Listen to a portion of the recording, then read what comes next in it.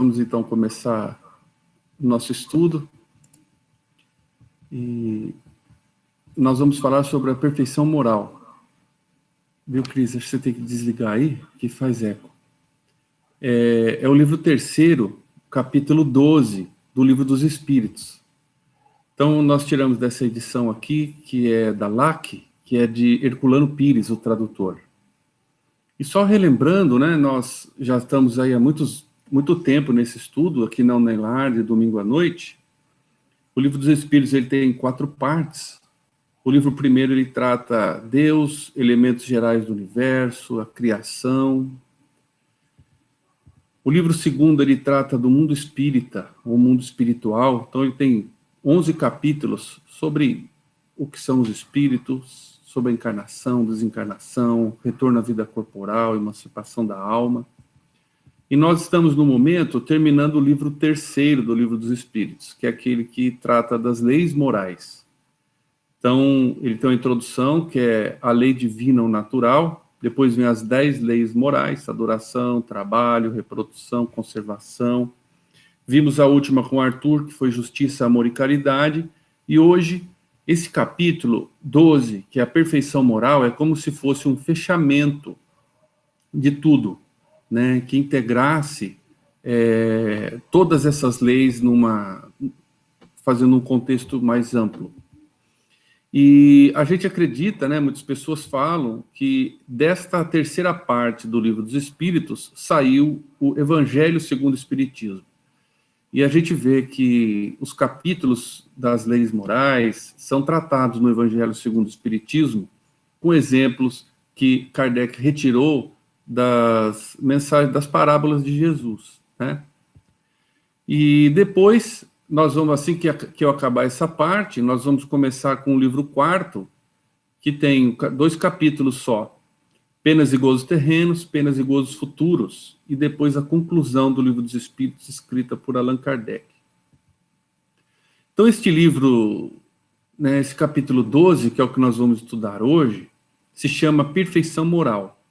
E ele contém 5 partes: as virtudes e os vícios, das paixões, do egoísmo, caracteres do homem de bem e conhecimento de si mesmo, né? Então vai da pergunta 893 até a 912. E começando então, a primeira pergunta é a 893. Qual a mais meritória de todas as virtudes? Né, isso... Kardec já foi direto ao ponto, né? Então, se temos virtudes, qual delas é a mais importante? E não é nossa proposta aprofundar demasiadamente, porque se nós fôssemos explorar muito, cada pergunta daria aí muito tempo de conversa, muitas coisas paralelas, e o nosso estudo seria muito longo. Então, nós vamos passar pelas perguntas, só trazendo alguns pontos. E uma que eu achei importante comentar ou meditar junto com vocês é o que viria a ser virtudes, né? Então eu fui buscar a definição de Santo Agostinho. Virtude é o bom uso da liberdade de escolha, do livre-arbítrio. A liberdade, né, ela é muito discutida por Santo Agostinho, e ele inclusive diz que o fato de termos liberdade e livre-arbítrio nos torna responsáveis pelos nossos atos. Então, Deus nunca é responsável pelo nosso sofrimento, segundo Santo Agostinho, porque o nosso sofrimento é uma consequência dos nossos atos, do nosso livre-arbítrio. E a virtude é justamente o uso correto dessa liberdade de escolha que a gente tem, né? E, ainda segundo ele, as perfeições, as virtudes habituais e estáveis da inteligência e da vontade humana, que regulam os nossos atos, ordenam as nossas paixões e guiam a nossa conduta segundo a razão e a fé. E Santo Agostinho, ele trabalha separado os conceitos de razão e fé. E é um pouco diferente, às vezes, do que o espírita interpreta quando ele vê Kardec dizendo que fé raciocinada é a fé que a gente deve ter. Então, é uma coisa interessante. E para quem quiser, nesta quinta-feira, nós vamos fazer o livro do Pensamento e Vida, o estudo do livro Pensamento e Vida, e o capítulo 6 é sobre a fé. Então nós vamos resgatar um pouco essa questão de Santo Agostinho. Mas as virtudes seriam, então, esses nossos hábitos, né, que nos regem para o bom caminho, segundo a razão e a fé. Então, Kardec pergunta isso, né? Qual é a mais meritória de todas as virtudes? E aí a resposta dos espíritos é a seguinte: todas as virtudes têm o seu mérito, porque todas são indícios de progresso, né? No caminho do bem. Então, qualquer virtude que a gente tenha, ela existe, ela já mostra que é um progresso que a gente tem. E aí o Espírito responde o seguinte: a virtude sempre que a resistência voluntária, eu que grifei essa questão aí, né? Resistência voluntária ao arrastamento das tendências. O que seriam essas tendências? Seriam os hábitos ainda muito ligados ao nosso corpo, os desejos materiais e os desejos egoísticos, que fazem parte ainda dessa nossa etapa evolutiva, né? Mas a sublimação da virtude, então os Espíritos dizem que todas são voluntárias, há sempre uma coisa benemérica quando a gente voluntariamente se resiste ao mal. E essa questão do voluntário é muito importante, porque, segundo Herculano Pires, é a moral endógena, ou seja, eu resisto às más tendências porque eu vejo que aquilo é bom para mim e é bom para o próximo. Então, não é uma coisa externa que eu faço por uma conjectura ou pelo medo de Deus, pelo medo das pessoas, né? Mas aí ele completa: a sublimidade da virtude consiste no sacrifício do interesse pessoal para o bem do próximo, sem segunda intenção. Por isso que tem que ser voluntário. A mais meritória é aquela que se baseia na caridade mais desinteressada. Então, de todas as virtudes, o sacrifício do interesse pessoal para o bem do próximo é o que, na resposta dos espíritos, foi considerado o mais relevante ou o mais importante. E aí nós vamos lembrar de Mateus, né? Ame o seu próximo como a si mesmo. Essa foi uma determinação, né, imposta por Jesus. Ame a seu próximo. Ele colocou no imperativo. Justamente porque ao amar o próximo, nós estaremos sacrificando o nosso interesse para o interesse do coletivo ou das pessoas. E essa seria, então, já lá, segundo Jesus, e segundo confirmado aqui nessa resposta, a principal virtude que a gente possa ter. O interesse pessoal, agora é uma questão minha que eu coloquei para lembrar de comentar isso com vocês. Foi a nossa mola propulsora de crescimento próprio até agora. Justamente pelo crescimento do egoísmo, nós criamos a nossa personalidade. Então, desde que nós entramos na área humana, né, saímos do reino animal aí, o fato de eu saber quem eu sou, pensar em mim, construir a minha inteligência, construir o meu corpo, foi muito importante. E esse interesse em mim mesmo, ele fez com que eu chegasse no ponto evolutivo onde eu estou até agora, nesse momento. E então a gente não precisa necessariamente ver como uma coisa ruim, sabe? O cara é egoísta, tal. Isso foi uma fase. A criança passa por fases de egocentrismo durante o seu desenvolvimento psicológico. E nós passamos por isso. Então, esse interesse em mim mesmo fez eu me crescer como pessoa. Mas conclama Jesus a uma nova era, que é o novo mundo de regeneração, é a nova fase da humanidade, onde o nosso crescimento ocorra junto ao crescimento do próximo e ao bem comum, na lei de cooperação, que foi também uma lei que nós estudamos juntos no livro Pensamento e Vida. A próxima pergunta é: há pessoas que fazem o bem por um impulso espontâneo, sem que tenham de lutar com nenhum sentimento contrário. Têm elas o mesmo mérito daquelas que têm de lutar contra a sua própria natureza e conseguem superá-la? Então veja que pergunta interessante Kardec fez aqui. Para algumas pessoas, aparentemente fazer o bem é espontâneo, é natural. Para outras pessoas é muito difícil, porque elas têm já ainda um egoísmo muito grande. E para elas fazerem o bem ou exercer as boas virtudes é mais difícil, né? E aí ele pergunta se o mérito é o mesmo, independente dessas duas situações por que passa a pessoa. Então é uma pergunta bem interessante que Kardec fez, né? Vamos ver a resposta.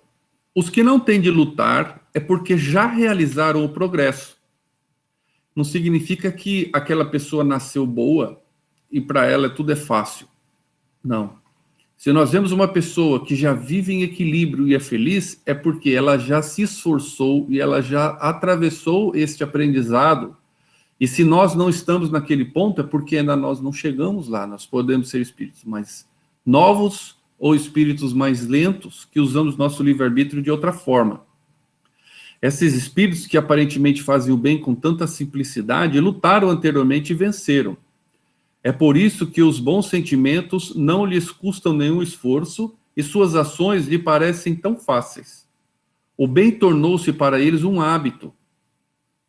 Deve-se honrá-los como a velhos guerreiros que conquistaram as suas posições.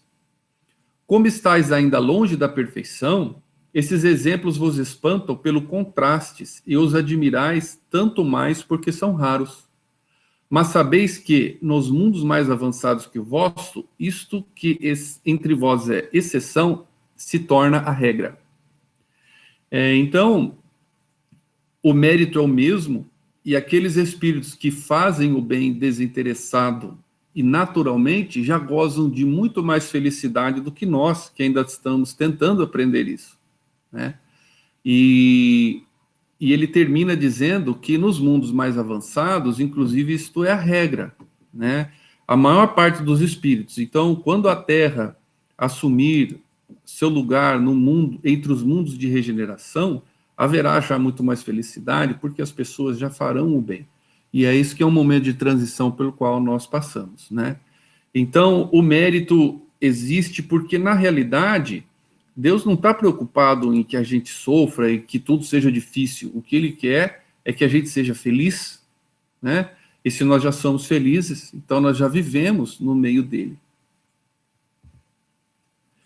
E tem uma segunda parte na resposta, que é: o sentimento do bem se encontra por toda parte de maneira espontânea, porque são mundos habitados somente por bons espíritos, e uma única intenção má seria neles uma exceção monstruosa. Eis porque os homens ali são felizes, e assim será também a Terra quando a humanidade se houver transformado e começar a praticar a caridade na sua verdadeira acepção, né? Então, já vimos comentado, né, que nesses mundos, então, como as pessoas fazem o bem, até um ato mau é uma exceção, é uma coisa monstruosa para eles, o que talvez para nós aconteça corriqueiramente, né? Mas nós chegaremos lá, pois fomos criados perfectíveis, só depende do nosso esforço. E aí eu trouxe uma parte do Evangelho de Mateus 20, de 1 a 15, que é a parábola dos trabalhadores da vinha.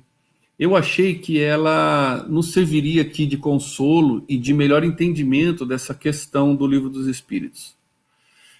Então, nessa parábola, diz o seguinte: porque o reino dos céus é semelhante a um homem, pai de família, que saiu de madrugada a assalariar trabalhadores para a sua vinha. Então, ele saiu para assalariar, então ele daria um salário para quem viesse trabalhar. E ajustando com os trabalhadores a um dinheiro por dia, mandou-os para a sua vinha. Então, o salário era um dinheiro por dia e eles foram indo trabalhar. E saindo perto da hora terceira, viu outros que estavam ociosos na praça e os chamou. E disse-lhe: ide vós também para a minha vinha, e dar-vos-ei o que for justo. E eles foram. Saindo outra vez, perto da 6ª e 9ª hora, fez o mesmo. E saindo perto da hora 1ª, encontrou outros que estavam ociosos e perguntou-lhes: por que estáis ociosos todo o dia?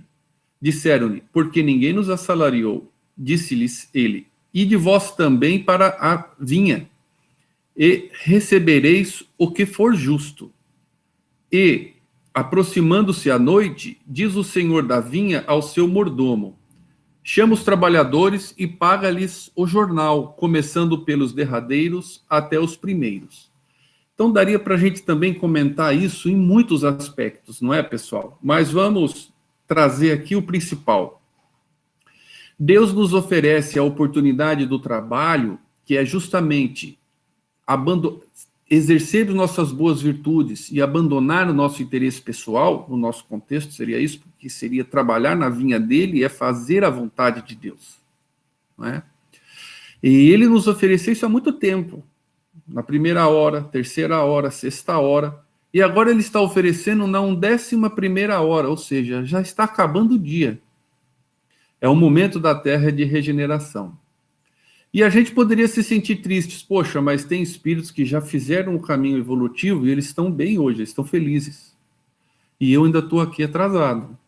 Eu ainda sou orgulhoso, sou egoísta, não faço o bem. Como é que vai acontecer, né? Mas nós vamos ver que não é bem assim. Quando ele chamou os trabalhadores, chegando os que tinham ido perto da hora 1/10, receberam um dinheiro cada um. Todos receberam um dinheiro cada um.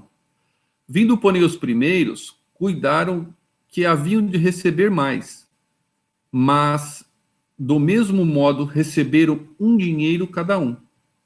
E recebendo, murmuraram contra o pai de família, dizendo: estes derradeiros trabalharam só 1 hora, e tu igualaste conosco, que suportamos a fadiga e a calma do dia. Mas ele, respondendo, disse a eles: amigo, não te faço agravo. Não ajustasse tu comigo um dinheiro? Toma o que é teu e retira-te. Eu quero dar a este derradeiro tanto quanto a ti. Ou não me é lícito fazer o que quiser com o que é meu? Ou é mau o teu olho, porque eu sou bom? Veja que isso é bastante profundo, mas, com certeza, aqueles primeiros trabalhadores, na nossa situação aqui, como já são espíritos bons, não teriam essa inveja ou essa cobrança. Falou, poxa, eu trabalhei mais, você vai trabalhar mais. A mensagem aqui é um pouco diferente. É assim, todos que entram na vinha recebem um salário. Qual é o salário? O salário é a felicidade. Então não importa, pessoal, que nós estamos aprendendo agora, na 11ª hora, a importância de sermos bons, de termos boas virtudes, de sacrificarmos nosso interesse pessoal. No momento que nós fizermos, nós seremos como o trabalhador da 11ª hora. Nós receberemos o salário integral. E o salário é a nossa felicidade por estarmos em sintonia com a lei natural, com a lei divina. É uma parábola muito bonita que vale a pena bastante reflexão sobre ela, né? E eu achei que ela complementava muito bem essa pergunta de Kardec. Continuando ainda agora no Livro dos Espíritos, vamos à pergunta 895. À parte os defeitos e os vícios sobre os quais ninguém se enganaria, qual é o indício mais característico da imperfeição? Essa pergunta, para mim, pessoal, é incrível. Me pergunto, como Kardec fez isso? Eu, na minha limitação, nunca faria uma pergunta dessa. Por quê? Se a gente pensar, à parte os defeitos e os vícios, ou seja, se eu não tenho mais defeito e nem vícios, então eu já sou uma pessoa boa. Né? Eu já completei a minha evolução. Né? Se não há mais vícios, não estou evoluído. Né? Se alguém não tem defeitos, o que lhe restaria de imperfeição? Veja que pergunta Kardec fez, né? Muito precisa. E veja a resposta que os espíritos dão, também é muito interessante. O interesse pessoal. Então, se tirarmos os vícios grosseiros, o vício da fofoca, da mentira, né, o vício do roubo, desvios sexuais, bebida, mesmo que a gente tire esses defeitos mais graves e tire os vícios, pode ser que, será que ainda resta em nós alguma coisa que seja imperfeito? E a resposta é sim, que é o interesse pessoal. As qualidades morais são geralmente como a douração de um objeto de cobre, que não resiste à pedra de toque. Então, seria como a gente dourar um objeto, ele é feito de um metal simples, e eu douro ele com cobre. Se eu raspar ali, sai aquela casquinha e eu vejo que por baixo não é um metal precioso, é um metal comum.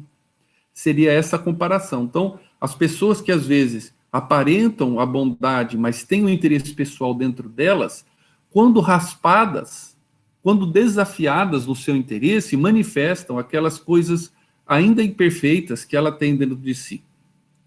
Aí ele continua, os espíritos continuam. Um homem pode possuir qualidades reais que o fazem para o mundo um homem de bem. Mas essas qualidades, embora representem um progresso, sem dúvida, né, elas representam um progresso, não suportam em geral a certas provas, e bastaria ferir a tecla do interesse pessoal para se descobrir o fundo. O verdadeiro desinteresse é de fato tão raro na Terra que se pode admirá-lo como a um fenômeno quando ele se apresenta. Então nós vemos, pessoal, pessoas que se tornaram exemplos na humanidade e que nos chamam muito a atenção, têm característica isso. Elas não trabalham, não vivem para si próprias, elas vivem para o próximo, para a coletividade. Elas não tendo interesse pessoal, isso é uma coisa tão rara que se tornam grandes referências do ser humano. O apego às coisas materiais é um indício notório da inferioridade, pois quanto mais o homem se apega aos bens deste mundo, menos compreende o seu destino. Pelo desinteresse, ao contrário, ele prova que vê o futuro de um ponto de vista mais elevado. Então, eu acho que essa é uma pergunta brilhante de Kardec, é uma questão muito importante para nós termos em mente, né? Reforça essa questão do interesse pessoal como um dos principais vícios, né, que a gente tem, ou as principais coisas a melhorar que nós temos, né? E quanto é difícil nos desprendermos disso. Segundo o que eu comentei, isso é uma interpretação minha, o egoísmo e o interesse pessoal, ele foi a nossa mola de progresso durante a fase inicial do espírito humano. Ele fez crescer em potências do espírito, razão, intelecto, mas agora nós temos que abandonar isso para uma nova fase da humanidade, onde nós vamos fazer pelo próximo e nós vamos saber que nós seremos sustentados por Deus. Se eu faço pelo outro, quem fará por mim? É uma pergunta, né, do egoísta, certo? Deus, não é isso? E esse seria, então, uma questão que chama a atenção nessa resposta para mim. E para ilustrar isso, eu vou trazer aqui um caso que chama do Pedro Neves. Ele era servidor do Ministério do Auxílio no livro Sexo e Destino, de André Luiz, psicografia de Francisco Cândido Xavier. Então, Pedro Neves, ele já trabalhava lá no Ministério do Auxílio e ele dava orientação a várias pessoas recém-desencarnadas que tinham uma série de dificuldades, e ele é considerado um homem honesto, austero, probo, inteligente, e as pessoas iam ouvir ele comentar, ele fazer preleções, né? Então ele era um respeitado trabalhador, e já fazia 40 anos que ele estava desencarnado, trabalhando no plano espiritual. E ele era experiente em comissões socorristas a recém-desencarnados que se apresentavam em desequilíbrio. Só que quando Pedro Neves, mesmo tendo essa bagagem toda, foi defrontado com uma dificuldade na família, pelo desencarne iminente de sua filha, então a filha que ele tinha na última encarnação, então aqui veio o interesse pessoal, ele não conseguiu compreender as dificuldades e erros do genro. Então, quando a filha de Pedro Neves ela estava para desencarnar, o filho dele, ela ficou muitos anos doente, o genro dele, né, o marido dela, começou a se interessar por uma outra moça. E essa moça, pessoal, inclusive, cuidava dela. Uma enfermeira, uma acompanhante que cuidava dela no leito. E o Pedro Neves, quando percebeu que, na realidade, ele tem um interesse por essa outra moça, ele se descontrolou completamente. E ele encontrou o Pedro Neves e essa moça num bar, numa das cenas, né? E ele ficou tão transtornado de ver ele traindo a própria filha que ele esmurrou em espírito o rosto do genro, né? E ele até teve um mal-estar físico. E aí conta, na cena é interessante que existia um espírito feminino que protegia ali, ele era um cabaré, era um lugar de baixo calão, prostituição, né? Que ele foi.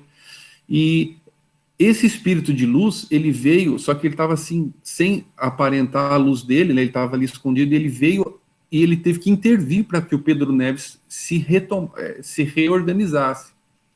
E aí o Pedro Neves, ele fica muito abalado com isso, por perceber que ele tinha ainda fragilidades. Então ele conhecia toda a teoria, ele sabia consolar o próximo, mas quando se tornou um caso de interesse pessoal, para ele foi muito difícil. E quanto de nós não é assim, né, pessoal? A gente costuma falar, eu sei que eu tenho que perdoar, mas se um bandido entrar na minha casa, eu não respondo por mim. É o interesse pessoal. Não estou dizendo que eu faço isso, hein, gente? Né? Não estou com a evolução feita, não, mas é o interesse pessoal, isso. Veja o caso do Pedro Neves. O genro dele tratava bem, tratava a filha dele. Mas como ele já começou a sair num caso extraconjugal e fazia votos de casar com ela depois que falecesse a esposa, ele não se aceitou isso. Então, isso é uma questão muito importante. E Kardec conseguiu captar essa grandiosidade desse fato, né? Perguntando, se eu tirar os vícios e os defeitos, o que sobra de imperfeição? Interesse pessoal. Uma coisa importante para a gente meditar.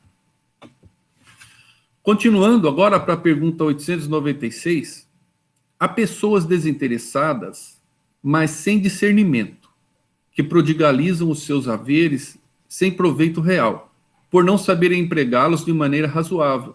Terão, por isso, algum mérito?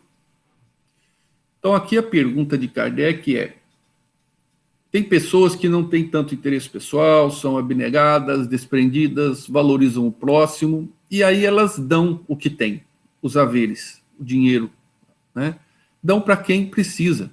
E acaba que ela doa de uma determinada forma, sem uma estrutura, e aquilo, às vezes, nem tem proveito real, né? Porque elas poderiam utilizar aquilo de uma forma mais construtiva. E eles perguntam se esse tipo de desinteresse pessoal também é meritório. E a resposta é: tem o mérito do desinteresse, mas não o do bem que poderiam fazer. E é justamente por isso que o equilíbrio das relações está nas asas da bondade, da caridade, do amor e do saber, da inteligência. Então, se a gente tem muito amor, muito sentimento pelo próximo, mas não sabe como nos conduzir frente ao próximo, nós também acabamos não sendo proveitosos. Um exemplo que a gente pode dar, que é bem citado por várias pessoas, é o amor de pai ou de mãe para um filho quando é desequilibrado. E você dá, mas você não educa, né? Aquilo acaba não gerando um benefício e pode gerar até um malefício, a depender da fase evolutiva, do estágio evolutivo daquela criança que recebe um amor desmedido, né? E sem essas estruturas, né, que façam com que haja proveito. Se o desinteresse é uma virtude, né, porque ele não tem interesse pessoal, a prodigalidade refletida é sempre, pelo menos, uma falta de juízo. A fortuna não é dada a alguns para ser lançada ao vento, como não o é a outros para ser enterrada num cofre. É um depósito de que terão de prestar contas, porque terão de responder por todo o bem que poderiam ter feito e não o fizeram, por todas as lágrimas que poderiam ter enxugado com o dinheiro dado aos que, na verdade, não estavam necessitados. E vejo que é um pouco grave isso, se a gente pensar, né, pessoal? Porque desde aquela pessoa que enterra sua fortuna num cofre, ou seja, ela não usa, ou aquele que se desfaz dos recursos materiais de uma forma desordenada, improdutiva, os dois têm o mesmo problema em comum, que é não terem feito o bem que poderiam.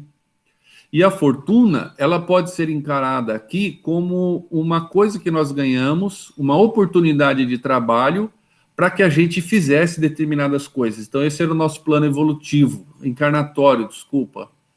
E se eu prodigalizo, dou tudo e fico sem nada, ou guardo no cofre e não uso, o resultado é próximo, é semelhante. É o quê? Eu não ter feito o bem com aquilo que eu poderia ter feito. Então, veja que nessa questão do desinteresse pessoal, não significa também uma irresponsabilidade ou um voto de pobreza, ou não querer nada para si e dar tudo ao outro, mas sim é realmente pensar no outro como prioridade. Nem que seja para isso, muitas vezes você ser duro como filho, ou você ter uma conduta de não dar o dinheiro para aquela pessoa, né? A parábola dos trabalhadores da última hora, o senhor da vinha não chamou todo mundo e falou, olha, pode pegar tudo que eu tenho e leve para vocês porque eu não ligo. Ele chama, não, venham trabalhar. Em trabalhando, cada um recebe o seu salário. Só que ele deu o mesmo salário para todos, independente deles terem começado agora ou ontem, né?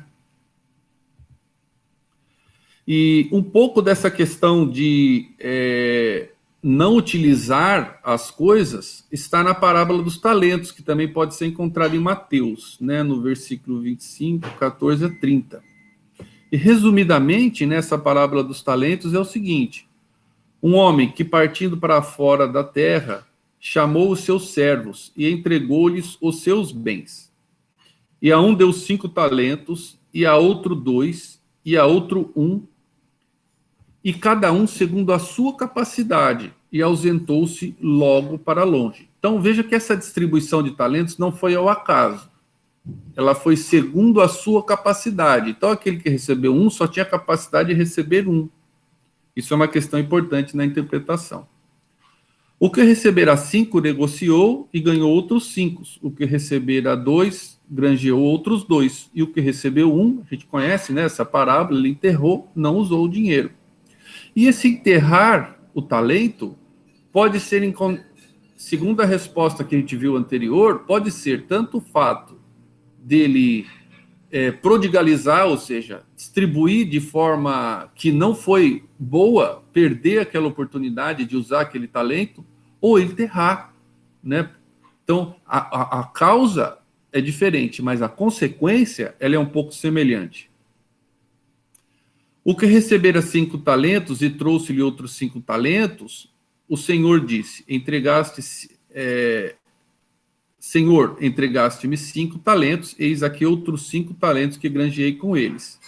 O que tinha recebido 2 disse, entregaste-me 2, estou aqui recebendo mais 2 que eu consegui com eles. E disse-lhes o Senhor, sobre o pouco foste fiel, sobre muito te colocarei, entra no gozo de meu Senhor. E talvez por isso, né, pessoal, vou falar uma coisa que talvez vocês nem todos concordem, porque é uma coisa que me surgiu. Por isso que talvez esses espíritos bons vêm com provas tão difíceis. Se nós víssemos a história de vida do Chico Xavier, do Divaldo, né, esses espíritos sofrem muito, né, Francisco de Assis. Então, de repente, eles vêm com mais talentos ou mais oportunidades e acaba gerando nisso um pouco mais de sofrimento. Mas o que eles entregam para Deus e para nós? Muito mais, né? Isso é só um pensamento aí que talvez a gente possa ter e ver se é correto mais tarde. E aí, por fim, né, ainda nessa parábola, mas chegando também o que receberá um talento, disse, Senhor, eu conhecia-te, que és um homem duro, que ceifas onde não semeastes, e ajuntas onde não espalhastes, e atemorizado escondi na terra o teu talento, que aqui tens o que é teu. Então veja que na relação entre este servo e o Senhor havia medo. Nós podemos entender que ele não era espontâneo. Você lembra que tinha a questão das virtudes espontâneas, da moral endógena? O que ele fez por medo, então ele fez por uma coisa exógena, de fora, né? Não era dele. É como a pessoa que tem uma vida aparentemente correta, mas ela não faz pelo sentimento verdadeiro de amor ao próximo. E aí ele escondeu o talento. Respondendo, porém, o Senhor disse, mau e negligente servo, sabias que ceifo onde não semeio e ajunto onde não espalhei. Devias então ter dado o meu dinheiro aos banqueiros, e quando eu viesse, receberia o meu com juros. Tirar-lhe-ei o talento e dar-te o que tem 10. Aquele que tinha 5 juntou mais 5, agora ganhou ainda mais 1. Porque a qualquer que tiver será dado, e terá em abundância. Mas ao que não tiver, até o que tem se lhe há tirado. Lançai, pois, o servo inútil nas trevas. Isso é muito duro, né? E ali haverá pranto e ranger de dentes. Fica difícil a gente entender. Mas eu entendo que se nós usamos mal uma oportunidade, nós perdemos aquela oportunidade e nós vamos ter que agora batalhar muito mais para conseguir construir aquele mesmo, uma coisa que seria antes muito mais fácil, né? E então não quero me alongar muito nessa parábola, eu sei que haveria muito mais para dizer, mas quando nós então construímos a nossa evolução, o que nós fazemos com aquelas oportunidades que recebemos é muito importante. E aí, continuando, né, no Livro dos Espíritos, vamos para a pergunta 897. Aquele que faz o bem sem visar uma recompensa na terra, mas na esperança de que lhe seja levado em conta na outra vida, e que nessa a sua posição seja melhor, é repreensível? E esse pensamento prejudica o seu adiantamento? Kardec era danado, né, pessoal? Kardec, ele vai fazendo a mesma pergunta de várias formas. Então agora ele perguntou uma outra nuance da mesma coisa. Tudo bem, se eu faço o bem visando alguma coisa aqui, eu não tenho desinteresse pessoal, eu tenho interesse pessoal, então isso é um problema para mim, mostra a minha falta de evolução. Mas e se eu não viso o bem aqui, eu viso no céu, viso na próxima vida, no plano espiritual? Isso é repreensível? Né? Seria legal se a gente estivesse na sala, todo mundo junto, porque cada um poderia dar a sua opinião aqui, né? Isso prejudica o meu adiantamento? Vamos ver o que diz os Espíritos. É necessário fazer o bem por caridade, ou seja, com desinteresse. E nós vimos, né, na Lei de Justiça, Amor e Caridade, que caridade não tem nada a ver com posse, com bens, né? Ela é amor, benevolência.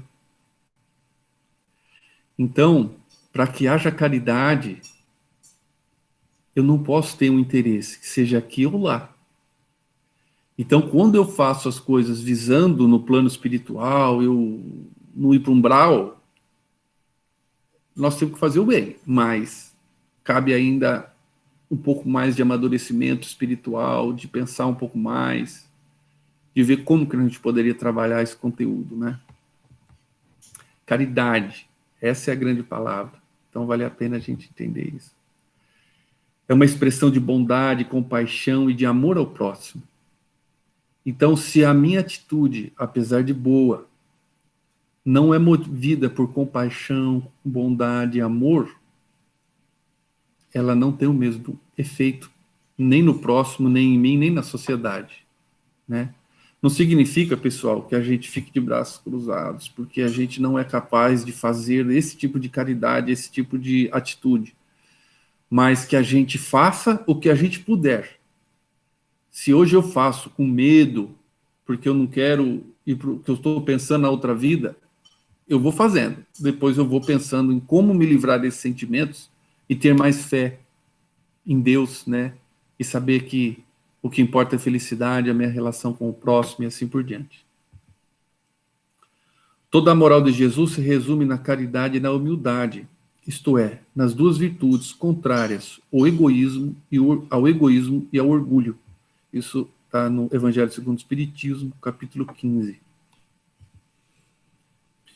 E ainda, né, no Evangelho de Paulo, na primeira epístola aos Coríntios, ele diz: ainda que eu falasse todas as línguas dos homens e a língua dos próprios anjos, se eu não tiver caridade, serei como o bronze que soa e o símbolo que retine. Ainda quando tivesse o dom da profecia, que penetrasse todos os mistérios e tivesse perfeita ciência de todas as coisas, ainda quando tivesse toda a fé, até o ponto de transportar montanhas, se não tivesse caridade, nada sou. E quando houvesse distribuído meus bens para alimentar os pobres, e houvesse entregado o meu corpo para ser queimado, se não tivesse caridade, tudo isso de nada me serviria. Então eu vou voltar um slide. vocês vejam que, quando Kardec perguntou isso, foi uma pergunta muito profunda. Fazer o bem, visando uma recompensa no céu, uma recompensa futura. E a resposta foi simples e direta. É necessário fazer por caridade, com desinteresse. Bondade, compaixão e amor ao próximo. E se não fosse essa a resposta, haveria um problema, porque estaria em contradição aqui a epístola de Paulo aos Coríntios, né, no Novo Testamento. Porque Paulo já havia nos dito isso há 2000 anos, pessoal. Que não importa tanto o que eu faço, mas o sentimento que me move, como eu faço, com que objetivo, se o objetivo sou eu mesmo ou o próximo, é muito importante, né? Então, na primeira frase, se eu tivesse o conhecimento de línguas, conhecesse as línguas dos anjos, ou seja, não adianta eu ser um expositor espírita que sabe tudo, sabe de cor o evangelho, sabe de cor a Bíblia, né? Não adianta que eu tivesse a penetrar no mistério da ciência, que eu soubesse tudo, né? Que eu conseguisse um poder mental de transportar montanhas. E também não adianta eu distribuir meus bens, não ter nenhum apego material, até mesmo queimar meu corpo, ou seja, ele está simbolizando, eu não tenho que ter nenhum interesse pessoal, não interesse ao meu corpo. Não adianta se não tiver caridade, né? Então essa resposta aqui, olha, da pergunta 897, ela é muito significativa para a gente e ela encontra fundamento já mesmo aqui na própria epístola de Paulo, né? O amor faz com que o interesse da boa ação seja o próximo, não a si mesmo. Isso é meu resumo de tudo aqui, né? E isso é que é importante. Continuando, essa pergunta foi desdobrada na 897A. Mas cada um tem o desejo muito natural de progredir para sair da situação penosa desta vida. Os espíritos nos ensinam a praticar o bem com este fim. Será, pois, um mal pensar que, pela prática do bem, se pode esperar uma situação melhor? Kardec perguntou pela terceira vez. Então, é natural nas pessoas progredirem. E isso é a própria manifestação da lei de evolução. Querer o bem, querer estar com Deus, né, é a nossa meta. Então, será que eu desejar isso é um mal? Será que eu tenho que desejar não progredir nada, fazer o bem sem... Até isso seria uma coisa errada, né? E aí, a resposta é não, por certo. Mas aquele que faz o bem sem segunda intenção, pelo prazer único de ser agradável a Deus e ao seu próximo sofredor, já se encontra num grau de adiantamento que lhe permitirá chegar mais rapidamente à felicidade do que o seu irmão que, mais positivo, faz o bem por cálculo e não por impulso ou do ardor natural do coração. Então, realmente, não é nenhum... É uma coisa natural, seria antinatural eu não querer ser feliz, seria antinatural eu não querer evoluir. E eu sei que para eu evoluir eu tenho que fazer o bem, ter caridade, né? Mas é importante que eu entenda que eu tenho que ter isso em realidade, em verdade plena, que é realmente eu pensar no próximo, não em mim. Primeiro eu penso no próximo. Ao pensar no próximo, é o que diz aqui a resposta. Como consequência, eu mesmo estarei fazendo algo para mim. É quando ele diz assim, ao pensar no próximo, em Deus, já mostra um adiantamento. Está num grau de adiantamento que lhe permitirá chegar mais rapidamente à felicidade, né? E isso é o princípio da moral autônoma de Kant e também da moral endógena de Herculano Pires. E nós temos essa capacidade, né, pessoal, de fazer criar e crescer em nós os bons sentimentos. E nós temos que nos ocupar disso, olhando o próximo como nosso irmão e criando os mecanismos que cada um vai criar dentro de si próprio para fazer com que este amor verdadeiro surja. E ele ainda vai na 897B, ou seja, ele vai pela terceira vez, ele desdobra essa mesma questão. Não há aqui uma distinção entre fazer o bem ao próximo e cuidar de se corrigir dos próprios defeitos? Concebemos que fazer o bem com o pensamento de que não seja levado em conta na outra vida é pouco meritório. Mas emendar-se, vencer as paixões, corrigir o caráter, visando a se aproximar dos bons espíritos e progredir, será igualmente um sinal de inferioridade? Então, veja, ele foi pontuando várias facetas para que ficasse mais fácil a gente ter um entendimento mais correto disso aqui. Então, será que eu trabalhar eu mesmo, né, para me livrar dos meus defeitos, meditar sobre quem eu sou e como eu poderia ser melhor, né, e me imaginar no futuro, não fazendo mais isso, não fazendo mais aquilo, tendo atitudes positivas para com o próximo, sendo bom. Então, será que isso também é errado, né? Vencer as paixões negativas? Eles corrigem. Não, não. Da mesma forma que o outro é certo, essa pergunta também. Isso é desejável. Por fazer o bem, queremos dizer ser caridoso. Aquele que calcula que lhe pode render cada uma de suas boas ações, na outra vida ou mesmo nesta vida terrena, procede de maneira egoísta. Mas não há nenhum egoísmo em se melhorar com a intenção de se aproximar de Deus, pois esse é o objetivo que todos devem ter em vista.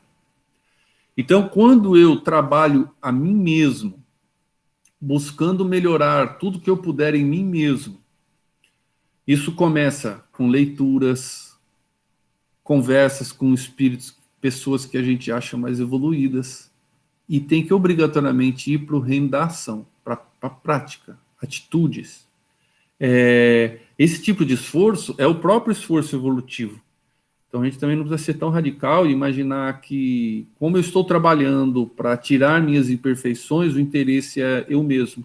Não, porque justamente eu estou trabalhando para que eu veja o próximo com amor, né?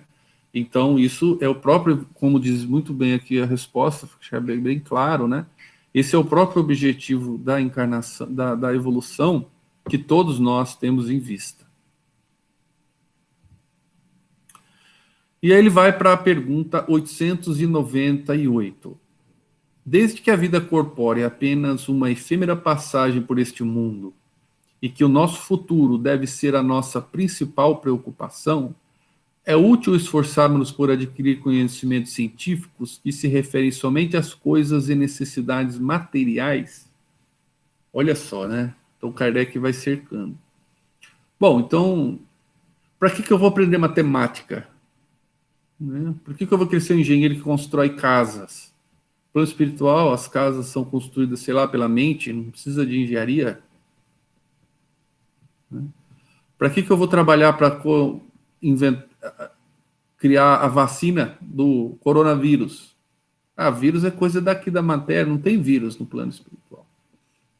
Então, será que para eu ser, né, nessa perfeição moral, porque o capítulo é da perfeição moral, não estou falando de virtudes e vícios, será que para eu controlar meus vícios e aumentar minhas virtudes, interessa o conhecimento científico, o estudo ou não? Já que são coisas mais materiais. Sem dúvida. Primeiro, isso vos torna capazes de aliviar os vossos irmãos. Depois, vosso espírito se elevará mais depressa se houver progredido intelectualmente. No intervalo das encarnações, aprendereis em 1 hora aquilo que na Terra demandaria anos. Nenhum conhecimento é inútil. Todos contribuem mais ou menos para o adiantamento, porque o espírito perfeito deve saber tudo e, devendo o progresso realizar-se em todos os sentidos, todas as ideias adquiridas ajudam o desenvolvimento do espírito. Veja que resposta muito legal, né? E eu assisti recentemente, junto com a mocidade, uma palestra do Raul Teixeira, um vídeo que a gente colocou, e ele enalteceu muito isso. Olha, a doutrina espírita pede para que a gente se desenvolva em todos os aspectos. Falou, leia, aprenda um livro, aprenda matemática, na escola estude, né? Estude literatura, uma nova língua. Tudo isso que faz com que você cresça intelectualmente, faz com que você consiga entender melhor as próprias leis naturais. E na lei de evolução existe uma pergunta, eu não me lembro o número nem o enunciado corretamente, mas é assim, ele mais ou menos o seguinte, o espírito pergunta, Kardec pergunta, por que nem sempre o progresso moral acompanha o progresso intelectual? E lá a resposta é mais ou menos a seguinte, porque primeiro, pelo progresso intelectual, nós aprendemos a distinguir o bem e o mal. Conseguimos aprender as consequências do mal. E isso faz com que a gente venha escolher o bem por raciocínio. E aí nós desenvolvemos em moral. Então, tudo que a gente fizer que sirva para nosso desenvolvimento intelectual aqui na Terra, ele nos ajudará a evoluir. Inclusive, aqui no começo ele fala, primeiro, porque isso nos torna capazes de auxiliar nossos irmãos. Então, toda pessoa instruída, capacitada, que tem conhecimento, ela se valoriza para a vida, assim diz Emmanuel, no Pensamento e Vida, capítulo da instrução. Então, o conhecimento e a inteligência nos valoriza para a vida. Então, eu consigo ser uma pessoa que ajuda a sociedade. Imagina curar uma doença, inventar uma casa barata que pode ser feita por várias pessoas e elas vão morar melhor e a menor custo. Isso é muito importante. E quando eu me desenvolvo moralmente, eu sou valorizado pela vida, porque eu sou uma pessoa que consegue contribuir em outros níveis de transformação das pessoas e do próximo, né? E aí é interessante também ele dizer que a gente pode aprender em 1 hora o que a gente demora anos na Terra no plano espiritual. Mas a lei da reencarnação nos dá sempre o esquecimento. Então, aqui na Terra, pessoal, nós temos que reaprender, reorganizar, estruturar a nossa mente. E com tudo isso, nós estamos evoluindo e nos aproximando da perfeição. Isso é bastante importante. E acho que há tempo para uma... Aqui, eu havia esquecido que eu trouxe essa parte. Olha, eu tinha comentado, né, da questão nessa questão 898, da evolução intelectual e moral, e eu trouxe aqui, vocês me desculpem, essa pergunta, que é como o progresso intelectual pode conduzir ao progresso moral? É a pergunta 780A. Dando a compreensão do bem e do mal, pois então o homem pode escolher. Essa palavra escolher é uma palavra muito importante. E a escolha ela é filha da vontade. A nossa vontade é que faz com que nós escolhamos. Santo Agostinho trabalha muito isso. E esta escolha, ela depende da nossa vontade e da nossa força moral. Escolher o certo, fazer o certo, é o caminho para que a gente evolua. O desenvolvimento do livre-arbítrio segue-se ao desenvolvimento da inteligência e aumenta a responsabilidade do homem pelos seus atos. Então, se a gente imagina um ser humano no estado natural, um índio, por exemplo, a responsabilidade dos atos que ele tem sobre os atos dele não é igual a nossa. Uma criança não é igual a de um adulto. E à medida que nós evoluímos intelectualmente, nós criamos uma distinção melhor entre o bem e o mal, e aí nós passamos a cada vez mais ser responsabilizados pelos nossos atos, ou seja, pelas nossas escolhas. Então fica aqui uma mensagem bem importante, que é realmente trabalharmos também dentro dessa questão de perfeição moral para criarmos conhecimentos. Então nós temos que ler, estar sempre lendo algum livro que seja um livro construtivo. Na música, nós podemos buscar inspiração, boas músicas, boa literatura, a parte artística pode nos ajudar bastante, né? Eu acho que são coisas que fazem parte também para a gente considerar. E eu vou só me permitir fazer esse último aqui comentário que eu inseri aqui dentro desse 898, né? Que o primeiro foi a 780A. Como o progresso intelectual pode conduzir ao progresso moral. E a pergunta 132, que eu acho que ela também tem muito a ver com isso, que é qual é a finalidade da encarnação dos espíritos. E aí nós vamos encerrar, que já deu o nosso tempo. E quando a gente fala sobre a reencarnação, geralmente vem à mente do espírita o seguinte: a gente reencarna para pagar nossas dívidas, né? E expiar provas e expiações. Mas não é só isso. Então nós vemos a resposta, diz o seguinte: para que serve, qual é a finalidade da encarnação? Deus a impõe com o fim de levá-los à perfeição. Levar quem? Os espíritos. Para uns é uma expiação, para outros uma missão. Mas, para chegar a essa perfeição, eles devem sofrer todas as vicissitudes da existência corpórea. Nisso é que está a expiação. Então, essa primeira metade da resposta, normalmente a gente tem bem na nossa mente. Então, a gente reencarna para expiar, para provas, reparar erros.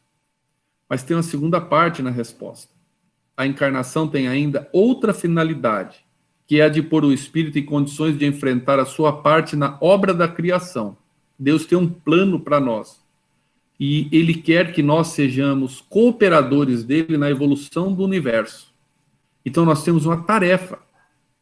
É para executá-la, a nossa parte na obra da criação, que o espírito toma um aparelho em cada mundo, em harmonia com a matéria essencial, ou seja, que ele reencarna num corpo daquele mundo, a fim de nele cumprir, daquele ponto de vista, as ordens de Deus. Então, ao vivermos, ao encarnarmos, nós estamos também colaborando com a obra geral da criação, com o progresso da sociedade, com o progresso do planeta.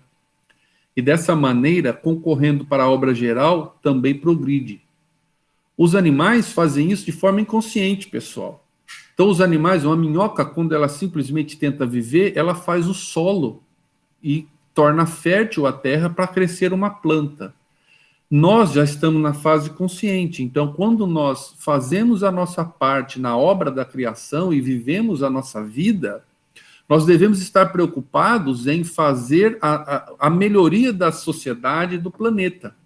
E é por isso que na pergunta original, né, desse tópico, desculpa, eu vou voltar,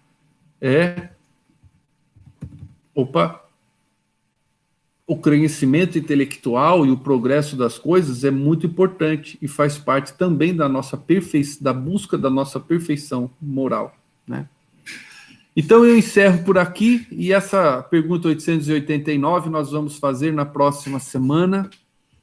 Eu peço desculpas aqui, eu passei 1 minuto, mas é que via essa ligação aqui, eu não queria interromper. Tá bom, pessoal? Espero que vocês tenham gostado desse estudo. Eu vou desligar e fazer a nossa prece de encerramento, aqui a gravação.